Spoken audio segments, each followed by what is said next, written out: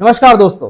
उत्तर प्रदेश के मुख्यमंत्री श्री आदित्यनाथ योगी जी का एक बड़ा फेमस डायलॉग है और ये डायलॉग है कि मिट्टी में मिला दूंगा।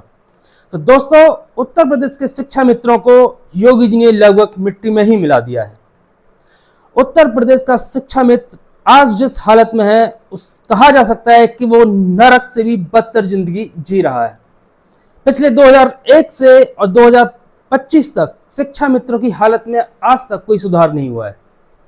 2001 में पहली बार शिक्षा मित्रों की भर्ती की गई थी जब श्री कल्याण सिंह जी मुख्यमंत्री हुआ करते थे। उसके बाद राजनाथ सिंह जी हों या मुलायम सिंह जी हों या मायावती जी, इन सभी के कार्यकाल में लगभग 2.25 लाख शिक्षा मित्रों को भर्ती किया गया। स्टार्टिंग में इनको 2,000 रुपये सैलरी मिला करता था और उसके बाद फिर इनकी सैलरी बढ़ाकर 3,500 रुपये कर दी गई। मायावती जी के कार्यकाल में 2011 के आसपास इन सभी लोगों को विशिष्ट शिक्षा मित्र की ट्रेनिंग दी गई, जिससे कि इनको भविष्य में सहायक अध्यापक के तौर पर समायोजित किया जा सके। और मायावती जी के कार्यकाल में दी गई ट्रेनिंग का इनको फायदा भी हुआ कि बाद में जब अखिलेश यादव जी मुख्यमंत्री बने तो अखिलेश यादव जी ने इनको एज ए सहायक अध्यापक के तौर पर समायोजित करने का काम भी किया। ये अलग बात है कि कुछ लोग सुप्रीम कोर्ट में चले जाते हैं और ये कहा जाता है कि अखिलेश यादव जी ने एनसीईआरटी के कुछ नियमों की अनदेखी की थी।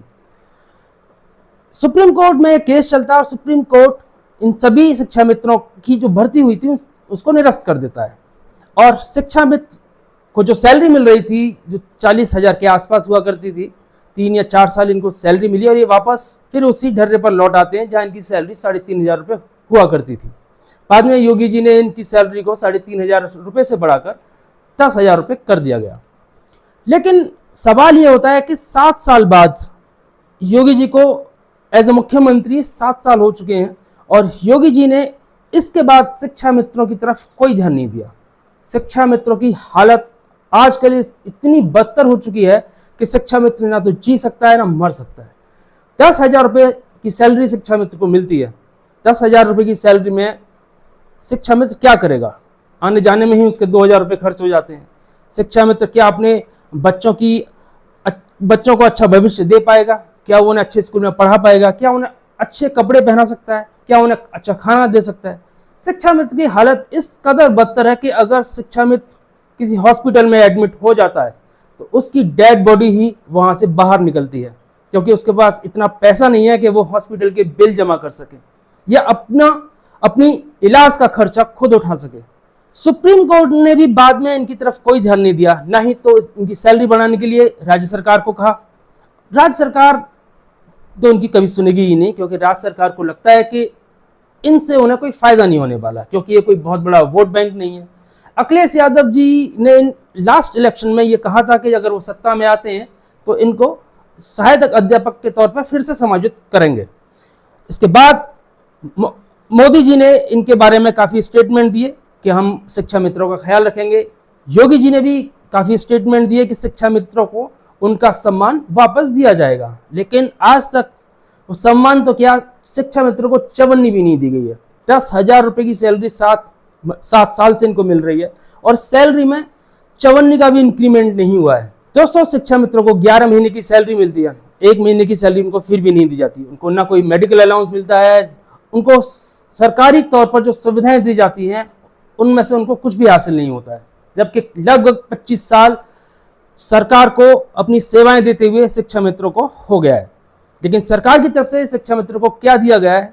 एक झुंझुना भी नहीं दिया गया है। शिक्षा मित्र अब लगभग रिटायरमेंट के करीब पर भी आ पहुंचे हैं और रिटायरमेंट होने के बाद शिक्षा मित्र अपने पॉकेट में क्या लेके जाएगा? चवन्नी भी नहीं लेके जाएगा। दोस्तों, स्कूल के अंतिम दिन जब वो रिटायर होगा वो खाली हाथ आएगा और पिछवाड़े से अपने हाथ झाड़ते हुए खाली हाथ चला जाएगा, क्योंकि सरकार ने उसकी पूरी सेवा में उसको कुछ भी नहीं दिया।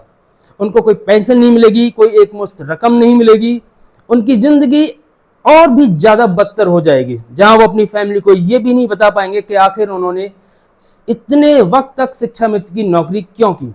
बाकी के जो शिक्षा मित्र बचे हुए हैं वो ना तो जी सकते हैं ना मर सकते हैं, क्योंकि उनको ये ऐसा लगता है कि सरकार शायद कल उनका ध्यान रखेगी और अब उनके पास ऐसा वक्त नहीं है कि वो जाकर दूसरी कोई नौकरी कर सकते हैं, क्योंकि अब ऑलमोस्ट 40 से 45 के आसपास इनकी एज हो चुकी है, जहां इनका रिटायरमेंट ही इनका वेट करेगा या फिर किसी हॉस्पिटल में इनकी मौत इनका वेट करेगी। तो कहा जा सकता है कि शिक्षा मित्रों के लिए यूपी पूरी तरह नरक बन चुका है, जहां उनकी देखभाल करने के लिए कोई भी सरकार नहीं है। न तो राज्य सरकार उनकी तरफ ध्यान देती है और न ही केंद्र सरकार का उनकी तरफ कोई ध्यान है। उम्मीद की जा सकती है कि शिक्षा मित्रों की जिंदगी में शायद भविष्य में कोई बदलाव आएगा। अगर राज्य सरकार उनकी सैलरी बढ़ाकर 30, 35 या 40 हजार रुपए कर देती है तो मुझे लगता है कि वो एक बेहतर जिंदगी जी पाएंगे। कम से कम वो अपने बच्चों को एक अच्छा भविष्य तो दे पाएंगे, कम से कम उनकी शादी का खर्चा तो उठा पाएंगे, कम से कम उनकी बीमारी में या दूसरे घर के जो अदर इवेंट्स होते हैं उनमें तो कुछ ना कुछ अपना सहयोग दे पाएंगे। आज शिक्षा मित्र सिर्फ और सिर्फ अपनी मौत का इंतजार कर रहा है या फिर रिटायरमेंट का इंतजार कर रहा है, क्योंकि सरकार से उसकी सारी उम्मीदें खत्म हो चुकी हैं। दोस्तों, इस उम्मीद में कि सरकार उनका कुछ भला करेगी, मैं आदित्यनाथ जी से ये रिक्वेस्ट करता हूं कि प्लीज आप इनकी तरफ देखिए। एटलीस्ट अगर आप इनको सहायक अध्यापक के तौर पर समायोजित नहीं करते हैं तो इनकी सैलरी कम से कम 30 या 35 हजार रुपए का बढ़ाने का काम तो करें।